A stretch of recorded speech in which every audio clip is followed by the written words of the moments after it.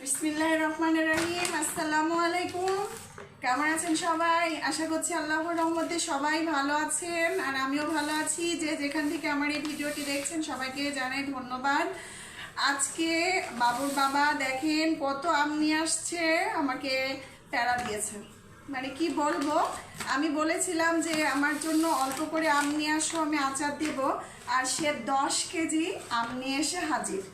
তো যাই হোক, এনে যখন দিয়েছে আমারও ভালো লাগছে। আমগুলা যেহেতু বাজারে অনেক বড় বড় সাইজের আম নিয়ে এসেছে, আমি বিশাল খুশি। আর এই যে দেখেন এত বড় বড় আম, এই আম দিয়ে কাশ্মীর আচার খুব ভালো হয়। আর আমার তো কোনো কষ্ট মনে হচ্ছে না, আমগুলো দেখে আমার মনটা ভরে গেল। বাবুর বাবাকে জানাই ধন্যবাদ যে এতগুলো আম নিয়ে এসে দিয়েছে।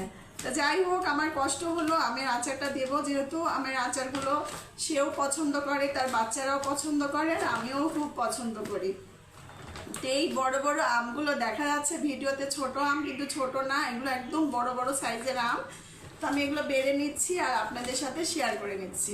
আর এগুলো দিয়ে যখন আচার বানাবো আপনাদের সাথে শেয়ার করে নেব। কাশ্মীর আচার, টক ঝাল আচার, এগুলো তো কিছুই এখন এই বছরে দিতে পারিনি, তো এগুলো দিয়ে দেবো ইনশাল্লাহ। তো দেখেন কত আম, আম দেখে মনে হচ্ছে মন ভরে যাচ্ছে।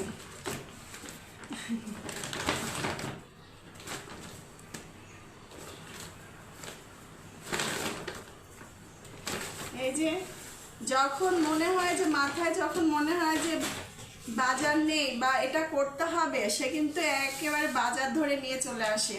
তো যাই হোক, এতগুলো আচার আমি দেব, আমিও খুব খুশি আমগুলো দেখে। আমাদের এই বাজারে মানে আর কয়দিন পর কিন্তু আর কাঁচা আম পাওয়া যাবে না। তো যাই হোক, এত বড় বড় সাইজের আম দেখে ভীষণ ভালো লাগছে, আপনাদেরও নিশ্চয়ই ভালো লাগছে। তো আজকে এই পর্যন্ত, সবাই ভালো থাকবেন। আসসালামু আলাইকুম, আল্লাহ হাফেজ।